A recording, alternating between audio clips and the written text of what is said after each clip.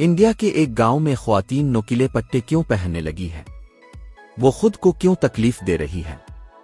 کیا واقعی حکومت نے پتنگ بازی کی اجازت دے دی ہے؟ حکومت نے ایسا کیوں کیا؟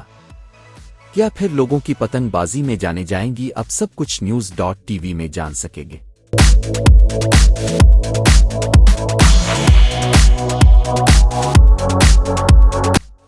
ناظرین، آپ کو یہ جان کر حیرت ہوگی، انڈیا کے ایک گاؤں میں تیندوے کے حملے سے بچنے کے لیے مزدور نوکیلے پٹے کیوں پہننے لگے ہیں؟ تیندوا کسی بھی وقت ہم پر حملہ کر سکتا ہے۔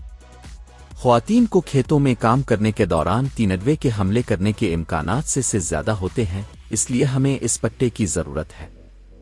گاؤں کے لوگوں نے یہ نوکیلے پٹے اپنے پالتو جانوروں سے متاثر ہے کر بنائے ہیں۔ ہمیں یہ خیال کتوں کے پٹے کو دیکھ کر آیا۔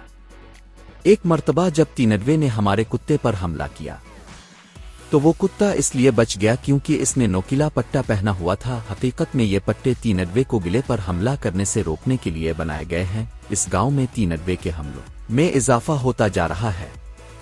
2025 میں اب تک 3 لوگ ہلاک ہو چکے ہیں، لیکن محکمہ جنگلات کا کہنا ہے دھات کے بنے پٹے اپنے لیے اور دوسروں افراد کے لیے خطرناک ہو سکتا ہے، اس لیے گاؤں نے پلاسٹک کے کانٹے دار پٹے پہننا شروع کر دیے ہیں۔ ان پٹے میں گھنٹیاں بھی نصب ہیں۔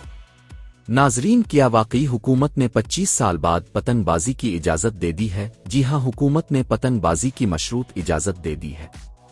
اب دیکھنا یہ ہے کیا اس اجازت سے لوگ دوبارہ اس کاروبار کے ساتھ شامل ہو سکیں گے، کیونکہ 25 سال بعد قدیمی پتنگ اور ڈور بنانے والے اب دنیا میں نہیں رہے۔